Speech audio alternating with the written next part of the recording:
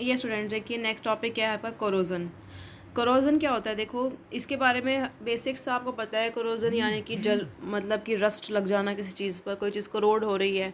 अब वो रस्ट लगता कैसे है, हम कहते हैं ना कि आयरन के नेल्स को या फिर आयरन के किसी भी पीस को, मेटल को, आप मटेरियल को आप बाहर रखेंगे ओपन में, बारिश भी हो रही है, धूप में भी है, मिट्टी भी है, हर चीज़ है, कुछ टाइम बाद देखोगे तो उसके ऊपर एक जंग लगा होता है, दैट इज़ आपको रेडिश ब्राउनिश कलर की क्लियर दिखाई देगी उसको, जिसे हम रस्ट बोलते हैं, जंग बोलते हैं उसको। वो वहाँ पे क्या होता है बेसिकली, वो द रिएक्शन जो वहाँ पे होती है, उस रिएक्शन का नाम क्या होता है, कोरोजन रिएक्शन होती है। तो एक बार रीड करते हैं इसके बारे में, फिर मैं आपको इसको डिटेल में समझाती हूँ। You must have observed that iron articles are shiny when new but get coated with a reddish brown powder when left for some time. जब उसे हम परचेज़ करते हैं आयरन आर्टिकल्स को, यानी कि आयरन मटेरियल्स को, तो वो शाइनिंग से रंग के होते हैं, शाइनी से कलर के होते हैं। लेकिन जैसे ही आप उसे, जब when get coated with reddish brown colour की कोटिंग हो जाती है, जब उसे आप कुछ टाइम के लिए छोड़ देते हैं, this process is commonly known as rusting of iron. ऐसा इसको हम क्या बोलते हैं, rusting of iron.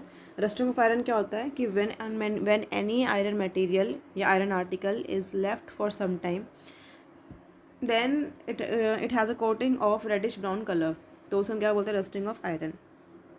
Some other metals also get tarnished यानी कि उन पर भी इस तरीके की कोटिंग आ जाती है। टार्निश का मीनिंग ये होता है। In this manner, have you notice the colour of the coating formed on the copper और silver when a metal is attacked by substances around it such as moisture, acids, etc., it is said to corrode and this process is called as corrosion. तो जैसे हमारे पास सिर्फ iron के material ही नहीं, ऐसे हमारे पास अगर कॉपर और सिल्वर के आर्टिकल्स भी होते हैं ना, जैसे जैसे आपने देखा होगा ना कि जैसे आपने देखा होगा सिल्वर के आर्टिकल्स, जैसे कि ज़्यादातर देखा हुआ है, जैसे ऑर्नामेंट्स होते हैं हमारे सिल्वर के, तो कुछ जब हम परचेज़ करते हैं कितने शाइनिंग से कलर के होते हैं वो, लेकिन कुछ टाइम बाद उन पे लग के थोड़ा सा कलर उनका डार्क सा होने लग जाता है, ब्लैक ब्लैक से हो जाते हैं। ऐसे कॉपर के आपके जो वो होते हैं, तो सारे ऐसे होते हैं। इस वजह से ये रीज़न क्या है कि इनके ऊपर कोटिंग लग जाती है, तो उस कोटिंग को हम क्या बोलते हैं, वो उसका मतलब क्या है, वो करोड हो रहे हैं। करोड का मतलब कुछ ख़राब हो जाना, मतलब उसको एक लेयर चढ़ जाते हैं उस चीज़ की। And this process is known as corrosion, The black coating on silver and the green coating on copper are some other examples of corrosion. जैसे कि आयरन पे कोटिंग इस कलर की होती है, रेडिश ब्राउन कलर की, और इस पे जो कॉपर है उस पर कलर कोटिंग होती है आपकी ग्रीन कलर की, और जो आपके पास ये है सिल्वर, उस पर कोटिंग होती है ब्लैक कलर की। कोटिंग के कलर आपको ध्यान रखने हैं। देखिए कोटिंग कलर क्या है हमारे पास, कॉपर की तो होती है ग्रीन कलर की, और सिल्वर की ब्लैक कलर की, और आयरन पे रेडिश ब्राउन कलर की। ये जो कुछ कलर्स दे रखे हैं आपको ध्यान रखने हैं वो कलर्स, ठीक है। नेक्स्ट देखिए, corrosion causes damage to car bodies, bridges, iron railings, ships and to all other objects made of metals, especially those of iron. ज़्यादातर जो डैमेज होता है, कभी कभी देखा है ना कि कोलैप्स हो जाते हैं, मतलब कि बिल्कुल ढह जाते हैं, जैसे हिंदी में बोलते हैं हम कि ब्रिज, जो बहुत पुराना ब्रिज था वो पहले के टाइम में तो लोहे के बनते थे, तो लोहे की ज़्यादा चीज़ें क्या होती है, जंग लग करके एक टाइम पे ब्रेक ही हो जाते हैं, टूट ही जाती हैं, वो कुछ टाइम के बाद वो वीक हो जाती है। Corrosion of iron is a serious problem. Every year, an enormous amount of money is spent to replace damaged iron. We will learn more about corrosion in chapter number 3. Yes, chapter number 3 metals और metals में इसका topic दोबारा revise होगा, जहाँ पे आप लोग ये भी देखेंगे कि corrosion के आर्टिकल्स को कैसे ठीक करा जा सकता है। अगर किसी पे ऐसे रस्ट की लेयर लग जाए, उसे रस्ट से बचाने के लिए हम क्या करेंगे कि जिससे कि रस्टिंग ना हो पाए।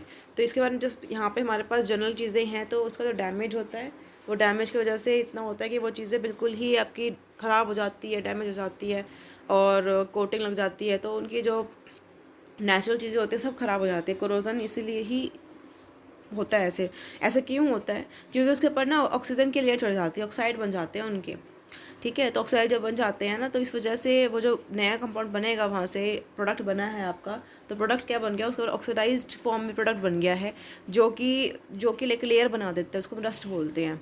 Clear. Now the next topic is rancidity. Have you ever tasted or smelled the fat or oil containing food materials left for a long time? When fats and oils are oxidized, they become rancid and their smell and taste change.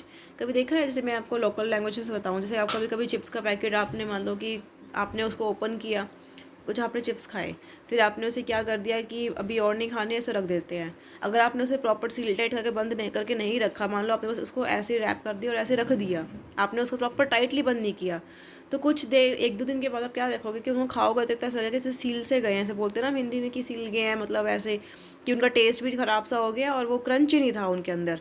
तो उसे हम क्या बोलते हैं, और उनकी smell भी थोड़ी अलग होने लग जाएगी, क्योंकि जो ऑयल से ही बनाए जाते हैं वो ऑयल अगर ओपन एयर के कॉन्टैक्ट में अगर आता है तो उसके साथ वो रिएक्शन कर देता है, जिसकी वजह से उसका स्मेल भी और उसकी टेस्ट भी सब कुछ चेंज हो जाता है, ऑक्सीडाइज हो जाती हैं वो चीज़ें। फैट्स एंड ऑयल जो आपके जो उसके अंदर जिससे बनाया गया है उसे तल के बनाया जाता है, चिप्स को जैसे भी बनाया गया, फ्राई किया है या बेक्ड किया है, तो यानी कुछ ना कुछ बेस में ऑयल लगता है तो वो ऑक्सीडाइज हो जाता है एयर के प्रेजेंस में।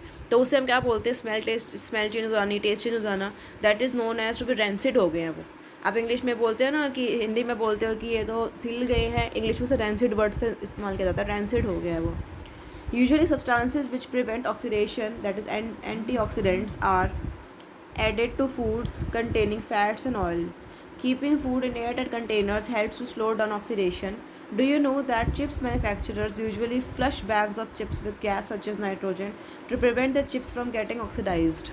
देखिए ये बात क्या बताइए कि अगर हम उसे सील टाइट बंद कर दें, बिल्कुल आपने यूज़ किया उसको बंद करके रखा टाइट, आपने रबर से किया या फिर आपने कुछ और अरेंजमेंट से बिल्कुल बंद कर दिया कि वो जल्दी से एयर कॉन्टैक्ट में ना आए, तो उससे आप ऑक्सीडेशन से बचा सकते हो ना। तो ऑक्सीडेशन होने कोई अच्छी बात नहीं है, ऑक्सीडेशन से कई बार हमारी बहुत नुकसान भी और चीज़ें भी हो जाती हैं। और प्लस जो उसके अंदर हमने देखा ना कि जब उसे परचेज़ करते हैं हम, स्पेशली हम लोग इस चिप्स पैकेट में देखते हैं कि आपने परचेज़ किया, निकलेंगे 4-5 चिप्स, लेकिन सारे में गैस हवा भरी होती है, that is a nitrogen gas. Okay, nitrogen gas is filled to prevent the material inside the packet to get oxidized और the reaction to be taken with oxidation reaction. उसे बचाने के लिए ही वो काम किया जाता है। तो ध्यान रखना है आपको, जो गैस उसके अंदर फिल होती है that is a nitrogen gas, और उसे हम सील टाइट क्यों बंद करते हैं, किसी पैकेट को यूज़ करने के बाद टू प्रिवेंट ऑक्सीडेशन। ये ध्यान रखना है आपको, ऑक्सीडेशन से बचाने के लिए, ऑक्सीडेशन से बचाने टू स्लो डाउन ऑक्सीडेशन, मतलब कि ऑक्सीडेशन प्रोसेस को कम करने के लिए करा जाता है। और जो चिप्स के पैकेट होते हैं उसको उसके अंदर नाइट्रोजन फिल करते हैं ताकि उसके अंदर ऑक्सीडेशन जल्दी से ना हो पाए। नाइट्रोजन प्रिवेंट्स ऑक्सीडेशन, इसकी प्रॉपर्टी होती है, उसका नेचर होता है। Clear? Now let's proceed further for the exercise questions now.